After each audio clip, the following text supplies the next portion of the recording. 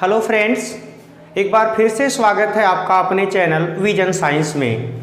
हम लोग कक्षा 12 के जीव विज्ञान से चैप्टर नंबर 1 क्लियर करने के बाद चैप्टर नंबर 2 से एक वीडियो या एक लेक्चर पढ़ चुके थे, जिसमें आप लोगों को पुष्पी पौधों में लैंगिक जनन कैसे होता है उसका बेसिक इंट्रोडक्शन, इसके अलावा पुष्प का इकोनॉमिक इम्पोर्टेंस यानी व्यावसायिक महत्व, और इसके अलावा जनन के थोड़ी सी पहलुओं पर जानकारी दिए थे। तो चले इसके आगे शुरू करते हैं। मैं आर.डी. वर्मा।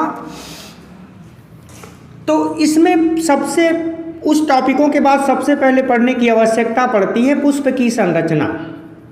पुष्प की संरचना, स्ट्रक्चर ऑफ फ्लावर, चाहे तो आप लिख सकते हैं ऑफ फ्लावर। देखिए, किसी पुष्प की बनावट में उपस्थित अनेक भागों की उपस्थिति, संरचना, प्रकार एवं कार्यों का विवरण देने को ही पुष्प की संरचना कहा जाता है। यानी कि पुष्प में जो भी कोई भाग हैं, क्यों हैं, कहाँ हैं, क्या काम करते हैं, वो डिटेल आप देंगे तो पुष्प की संरचना आई जाएगी। ये सामने पुष्प बना हुआ है, इसके माध्यम से देख लें। ये हरे रंग का भाग बाह्य दल होता है। ये जो चौड़ा पट्टे जैसा दिख रहा है इसको कहते हैं दल, और ये बीच में से जो दिख रही है संरचना, इसे हम लोग कहते हैं स्त्री केसर, और ये जो उभरे हैं बीच में से छोटे छोटे छोटे कई करके देखो धागे जैसे, ये पुंकेसर होते हैं। पुंकेसर। तो आइए चलिए शुरू करते हैं। सबसे पहले बाह्य दल के बारे में।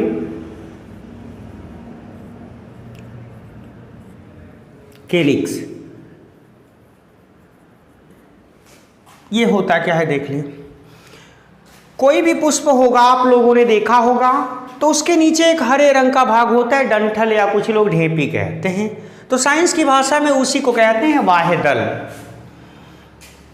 बाह्यदल जो होता है ये पुष्प को आधार देता है, या ऐसा कह सकते हैं कि पुष्प इस पे खिला होता है, इसी पे व्यवस्थित होता है, साथ में सुरक्षा देता है और पुष्प को जरूरत पड़ने वाले सारे पोषक तत्वों को सप्लाई करता है, प्रदान करता है। थ्योरी बेस पे कैसे लिखेंगे उस पे ध्यान दें। किसी पुष्प के आधार भाग में उपस्थित हरे रंग की खोल जैसी संरचना को बाह्यदल कहा जाता है। बाह्यदल पुष्प को आधार, सुरक्षा, मजबूती देने के साथ साथ पोषक पदार्थों का परिवहन करता है या प्रदान करता है।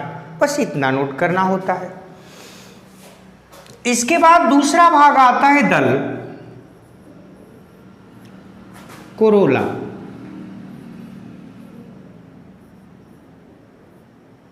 कोरोला। अब ये क्या होता है क्लियर करेंगे।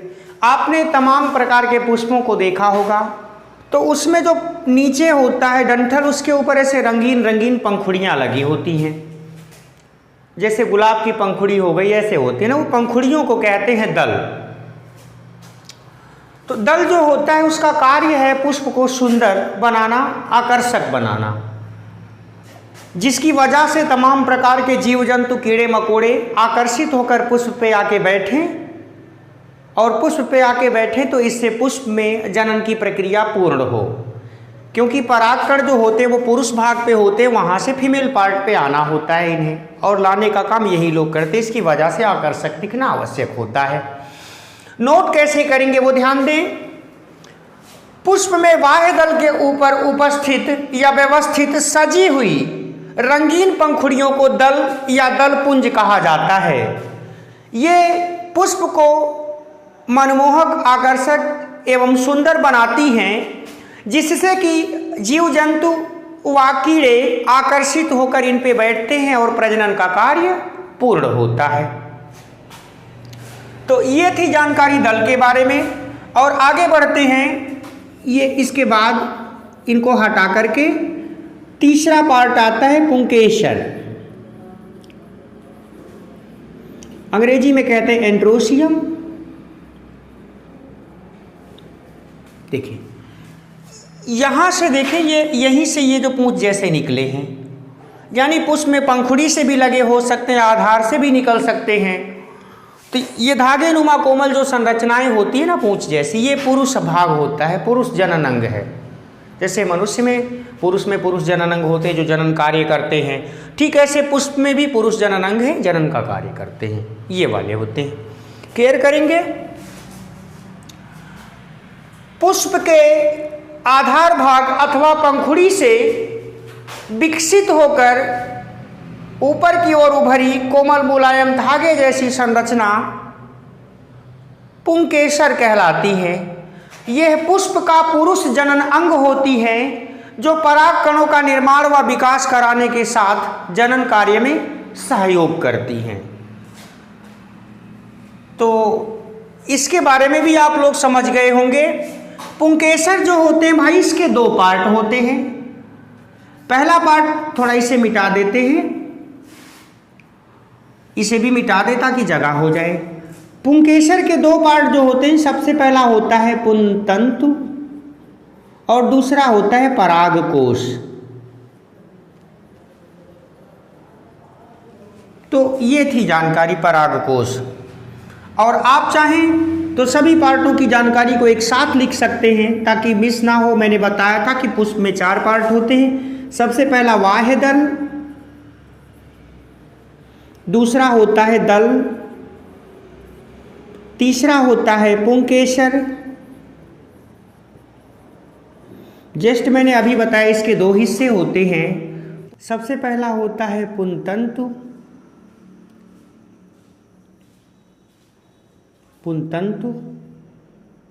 फिलामेंट हो गया, और दूसरा होता है परागकोश। इसे एंथर कहते हैं। चलो, पुंकेसर तो समझ लिए, अब इसके अंदर की बात पुंतंतु के विषय में पढ़ते हैं। देखिए, पुष्प के आधार भाग दल या बाह्य दल से ऊपरी हिस्से जो परागकोश होता है उसे जोड़ने वाली बीच में उपस्थित धागे नुमा संरचना को हम लोग पुंतंतु मानते हैं। मानी कहने का मतलब ये कि जहाँ कहीं से भी पुरुष भाग निकलता होगा जुड़कर, किसी में दल से निकलता है, किसी में आधार भाग में बाह्य दल के हिस्से से निकलता है, किसी में वो मादा भाग से भी जॉइंट होता रहता है। तो जहाँ कहीं से भी वो रहा हो या दल से निकला रहा हो तो बीच में धागे नुमा संरचना होती है और ऊपर कण आकार का होता है। सपोज ज़्यादा बेहतर से समझने के लिए हम किसी एक पुष्प का ले लेते हैं। मान लो सपोज बाहर अलग से हो गया।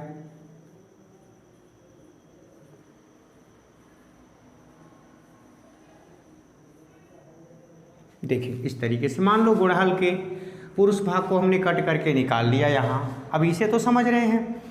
तो ये नीचे वाला भाग जो होता है यहाँ से लेकर यहाँ तक का एक धागे नुमा होता है, उसे पुंतंतु, और इसके ऊपर छोटी छोटी गोलाकार घुंडियाँ या कण आकार जो दिख रही हैं इसे हम लोग कहते हैं पुंतंतु।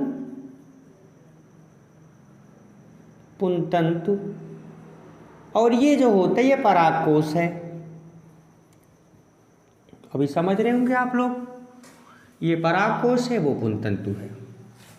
अब पुंतंतु के बारे में स्पेशली आप लिखोगे क्या वो जाने। पुष्प के आधार भाग से निकली धागे नुमा कोमल संरचना जो परागकोश को जोड़ती है पुंतंतु कहलाती है, फिलामेंट कहलाती है। यह परागकोश को आधार प्रदान करती है तथा परागकोश इसी पे व्यवस्थित पाए जाते हैं, लगे होते हैं। पुष्प के बाह्य दल से आवश्यक पोषक तत्वों का ये परिवहन परागकोश की तरफ करती, ये काम होता है। इसके बाद परागकोश जान लें। पुंकेसर के ऊपरी सिरे या पुंतंतु के ऊपरी सिरे आप कह लो पर उपस्थित गोलाकार कण जैसी संरचनाएं होती हैं या गोलाकार धानियां पाई जाती हैं जिन्हें हम परागकोश मानेंगे। परागकोश आंतरिक रूप से द्वि या चतुष्पालित होते हैं। कहने का मतलब या तो 2 भाग में बंटे होते हैं, कुछ ज़्यादातर पौधों के 4 भाग बंटे होते हैं। तो 2 भाग में बंटे होंगे तो उन्हें द्विकोष्ठीय कहते हैं, और 4 भाग में बंटे होंगे तो चतुष्कोष्ठीय परागकोश कहते हैं। तो ये पुष्प की संरचना वाले हेडिंग को थोड़ा सा हटा दे ताकि सेब अपने पास जगह बचे। यहाँ छोटी सी संरचना हम लोग बनाएंगे।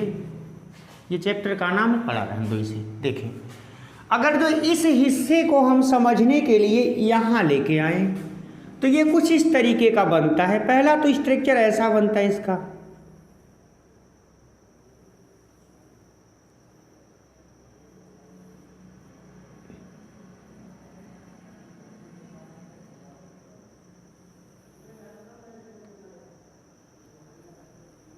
ऐसे करके बनता है,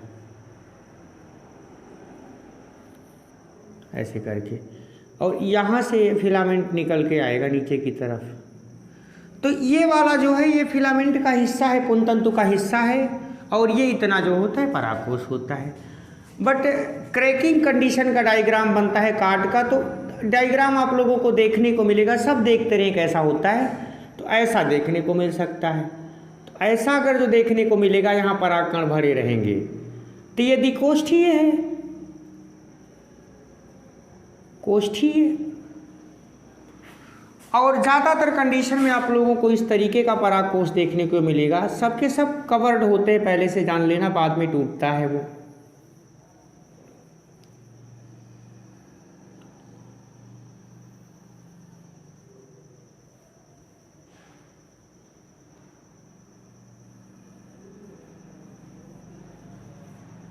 ध्यान दीजिएगा। चलिए,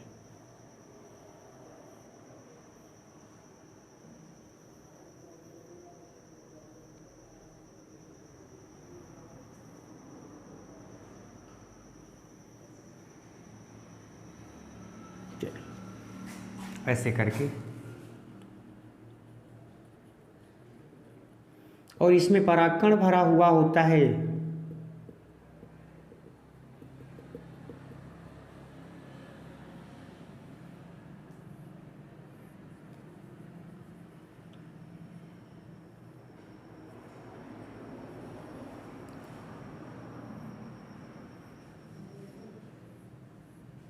नीचे की तरफ कट कर दिया मान लें, तो ऐसा होगा ना, तो इसे चतुष्कोष्ठीय कहेंगे। चतुष्कोष्ठीय,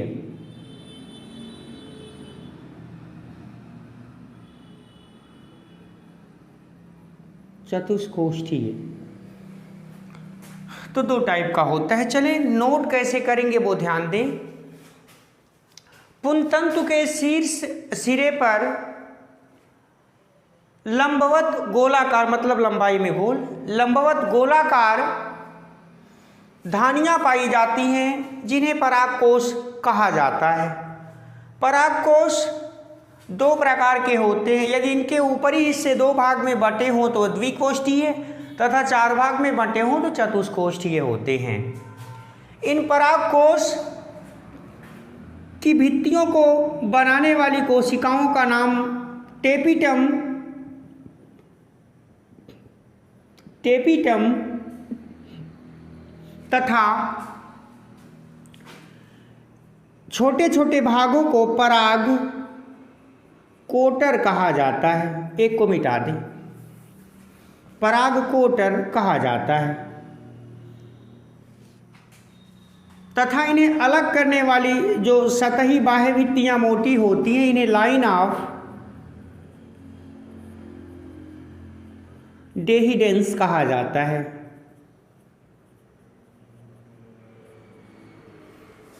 फिर से एक बार क्लियर करेंगे, नोट कैसे करेंगे उस पर ध्यान दें। पुंतंतु के शीर्ष हिस्से पर उपस्थित लंब वृत्तीय गोलाकार धानियों को परागकोश कहते हैं।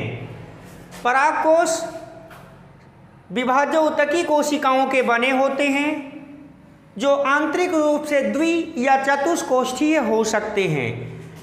इनके अंदर पाए जाने वाले कोष्ठों को पराग कोटर तथा परागकोटर को अलग करने वाली भित्तियों के आंतरिक सतह पर उपस्थित कोशिकाओं को टेपिटम तथा बाह्य रूप से मौजूद भित्ति मोटी कोशिकाओं को लाइन ऑफ डेहिडेंस कहा जाता है। प्रत्येक परागकोटर के अंदर अनेक छोटे छोटे कण जैसी संरचनाएं निर्मित होकर विकसित हो रही होती हैं, जिन्हें हम परागकण कहते हैं। ये विकसित हो चुकी जो संरचनाएं उनको परागकण कहते हैं। परागकण नर युग्मक होते हैं। तो ये थी परागकोश की संरचना। द्विकोष्ठीय भी हो सकता है, चतुष्कोष्ठीय। डायग्राम यहाँ से भी कॉपी कर सकते हैं, आपके बुक में दिया है वहाँ से कॉपी कर सकते हैं। समझना मूल उद्देश्य होता है। तो पुरुष भाग के बारे में आपने जान लिया।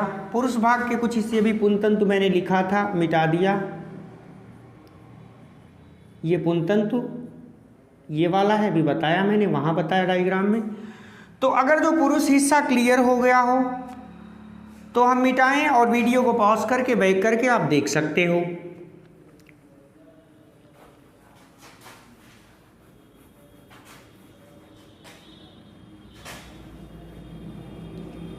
तो ये थी जानकारी पुंकेसर के बारे में। एक बचा, ये भी कट गया है तो साफ लिख देते हैं। अब चौथा पार्ट अपना है स्त्रीकेसर। स्त्रीकेसर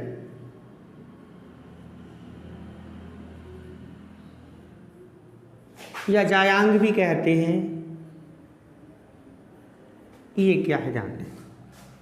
देखिए, कोई भी फूल आपको मिलेगा, आप उसके निचले हिस्से को जो हरे रंग का होता है, जिसको हम लोग वैसे ढेपी बोलते हैं या उसका खोल बोलते हैं या उसके डंठल को बोलते हैं, उसको उखाड़ देंगे।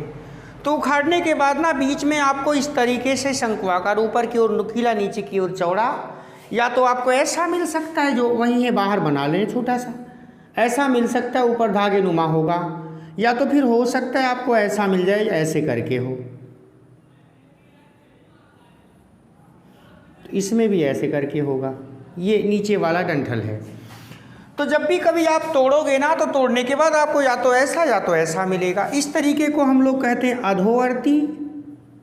ये भी केयर करेंगे, अधोवर्ती। इस तरीके को क्या कहते हैं, ऊर्ध्ववर्ती।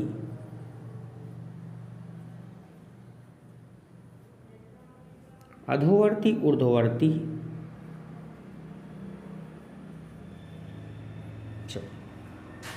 ऊर्ध्ववर्ती, अधोवर्ती केयर करेंगे। तो किसी भी पुष्प को आप लोग तोड़ोगे तो उसके ढेंपी टाइप का या डंठल टाइप का जो निचला हरे रंग का खोल जैसा भाग है, जिसको हम लोग बाह्यदल जानते हैं, उस बाह्यदल के अंदर या तो ऐसी संरचना मिलेगी। और ये संरचना जो होती है ना, इसी को हम लोग पुष्प का फीमेल पार्ट कहते हैं। फीमेल पार्ट यही होता है। स्त्रीकेसर या जायांग या गाइनोसियम इसी को कहते हैं। यह मुख्य रूप से 3 भाग में बंटा होता है भाई, केयर करेंगे। ये जो होता है नीचे वाला, इसे अंडाशय कहते हैं। चाहे तो डायग्राम में लिख सकते हैं, मैंने बहुत ना लिखा क्योंकि आप लोगों को प्रॉब्लम होगी कि सर बताए तो 4 मुख्य रूप से भाग होते, इतने सारे भाग कैसे आ गए, तो इसलिए डायग्राम में मैंने ना लिखा। तो ये वाला हिस्सा जो होता है अंडाशय होता है, इसे ओवरी कहते हैं। ये बीच का जो पतला सा पाइप आकार का भाग है, देखो यहाँ गया है, देखो ये वाला सेंटर में गया है, इसे हम लोग कहते हैं ना वर्तिका। और ये जो ऊपर वाला हिस्सा है वर्तिकाग्र होता है। आवश्यक है, इसका अलग से डायग्राम अभी पढ़ेंगे, मौके पे देख लो। तो ये समझ गए, ये वर्तिकाग्र, ये वर्तिका और ये नीचे वाला अंडाशय होता है। ये सब जायांग के या स्त्रीकेसर के भाग होते हैं। अब अगर जो नोट करना हो आपको तो कैसे लिखेंगे, उस पर केयर करें। किसी पुष्प के आधार भाग में बाह्यदल के बीचों बीच उपस्थित सफेद रंग की कोमल शंक्वाकार या अधोवर्ती या गोलाकार कह सकते हो, शंक्वाकार अथवा गोलाकार संरचना पाई जाती है, जिसे स्त्रीकेसर या जायांग कहते हैं। यह पुष्प का मादा जनन अंग माना जाता है तथा इसके 3 प्रमुख भाग होते हैं। पूर्ण विराम करेंगे और तीनों के नाम लिख देंगे या ना लिखें, होते हैं जो निम्न है ऐसा लिख दें। अब इसका सबसे पहला पार्ट होता है वर्तिकाग्र। दूसरा पार्ट होता है जिसको कहते हैं वर्तिका। और तीसरा पार्ट जो होता है उसको कहते हैं अंडाशय।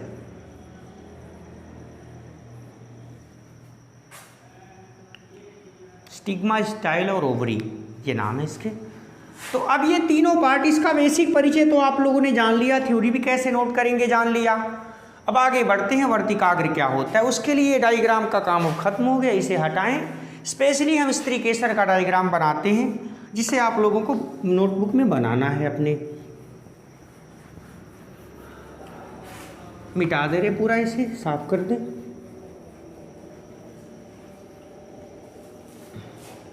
चलिए डायग्राम पे केयर करेंगे कैसे बन रहा, आसानी होगी आपको बनाने में।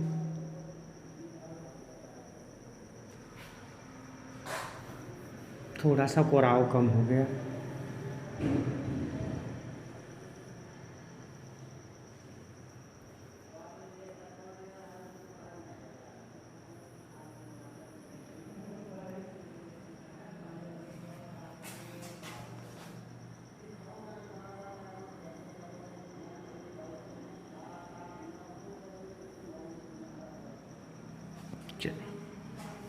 बहुत समय का काम नहीं है, ध्यान दें।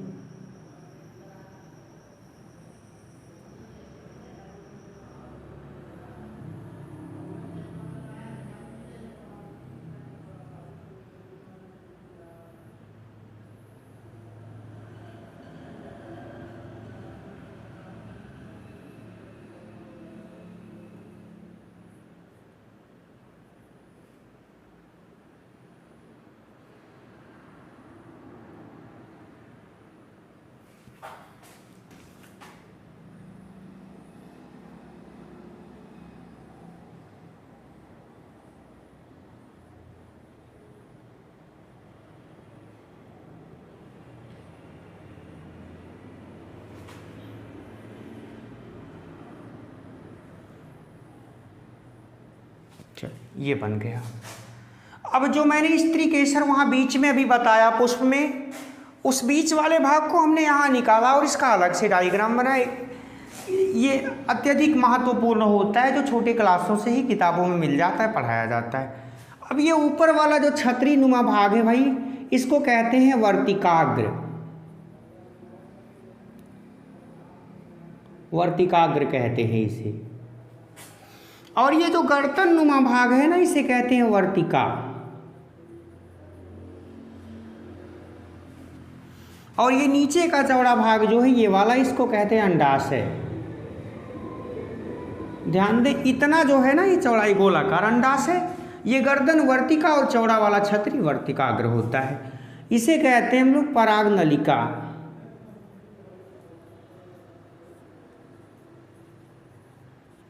और ये जो होता है खुद अंड है।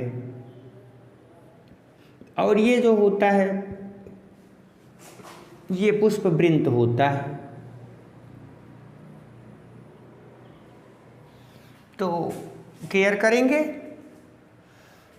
मैंने अभी बताया किसी पुष्प के बीचों आधार भाग में वाहेदल के बीचों बीच उपस्थित सफ़ेद रंग की गोलाकार अथवा ऊर्ध्वाकार कोमल संरचना उपस्थित होती है, जिसे स्त्री केसर कहते हैं। मादा जनन अंग स्त्री केसर के सबसे शीर्षस्थ या ऊपरी सिरे पर उपस्थित चौड़ी छतरीनुमा संरचना को वर्तिकाग्र कहते हैं। यानी जो फीमेल पार्ट है स्त्री केसर, उसके ऊपर का जो चौड़ी छतरीनुमा ये भाग होता है उसको वर्तिकाग्र कहते हैं। यह पराग कणों को प्राप्त करने, यानी पुरुष भाग से जब पराग कण आते हैं तो इसी पे रुकते हैं, प्राप्त करने तथा उन्हें अंकुरित कराकर अवशोषित करने का कार्य करती है। फिर से केयर करेंगे।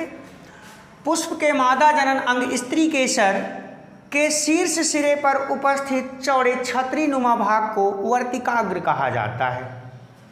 यह पुरुष से आए पराग कणों को प्राप्त कर उन्हें अंकुरित कराकर मादा जनन अंग अंडाशय में ले जाने का कार्य करता है। प्रमुख भाग अंडाशय में ले जाने का कार्य करता है। तो ये क्लियर हुआ। अब आगे वर्तिका के बारे में क्लियर करें। यह अंडाशय और वर्तिकाग्र को जोड़ने वाली एक संरचना है जो अपने अंदर से पराग नली को स्थान प्रदान करती है। जिससे कि परागकणों का आसानी से या सुगमता से अंड तक स्थानांतरण हो सके। इसका अपना कोई विशेष थ्योरम नहीं होता, बहुत थोड़ा सा बस वही जोड़ने वाली, इसे भी समझ गए। फिर अंडाशय है।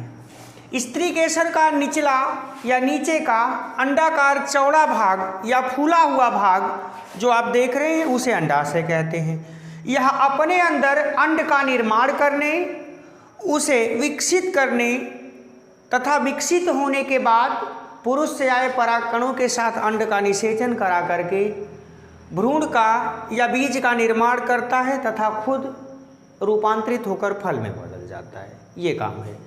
यानी कि सबसे पहले इसके अंदर अंड बनेगा, अंड डेवलप होकर बड़ा होगा, जब पूरा तैयार हो जाएगा तब जाके फूल खिल पाएगा और परागकण जब आएंगे इसके पास तो ये दोनों आपस में क्रिया करके जाइगोट बनेंगे, जाइगोट बड़ा होकर बीज बनेगा और ये पूरा का पूरा अंडाशय जो होता है डेवलप होकर फल में कन्वर्ट हो जाएगा। यानी दो काम साथ होते हैं, बीज अंदर बन रहा होता है, फल बाहर बन रहा होता है। तो नोट कैसे करेंगे अंडाशय के विषय में, ओवरी के विषय में, वो क्लियर करें। स्त्री केसर का निचला चौड़ा भाग या अंडाकार चौड़ा भाग अंडाशय कहलाता है। यह पुष्प विकास के समय ही अपने अंदर अर्धसूत्री विभाजन से विकसित कोशिका को पालकर अंड का निर्माण करता है तथा निषेचन करा के उसे बीज में तथा अपने आप को फल में रूपांतरित कर लेता है। तो ये थी जानकारी आज पुष्प के संरचना की, या पुष्प के संरचना नाम के टॉपिक का विस्तार में जानकारी हुआ। कुछ चीज़ों को यहाँ हमने हाइड रखा, जैसे अंडाशय कितने टाइप के होते हैं या परागकोश कितने टाइप के होते हैं, पुंकेसर या स्त्री केसर कितने टाइप के होते हैं, वो चीज़ें कक्षा 11 से संबंधित होती हैं जहाँ प्लांट एनाटॉमी पढ़ी जाती है। तो प्लांट एनाटॉमी में जो भी कुछ पढ़ा जाता है वहाँ उसका विस्तार होता है, यहाँ हमें सिर्फ जनन पढ़ना है। तो किसी एक टाइप में अंग कैसे दिखते हैं, उनमें कैसे क्या होता है, वो डिटेल पढ़ना होता है जो मैंने पढ़ाया आप लोगों को। तो आज की वीडियो यहीं समाप्त करते हैं। वीडियो पसंद आई हो तो शेयर, लाइक और चैनल को सब्सक्राइब करना ना भूलें। धन्यवाद।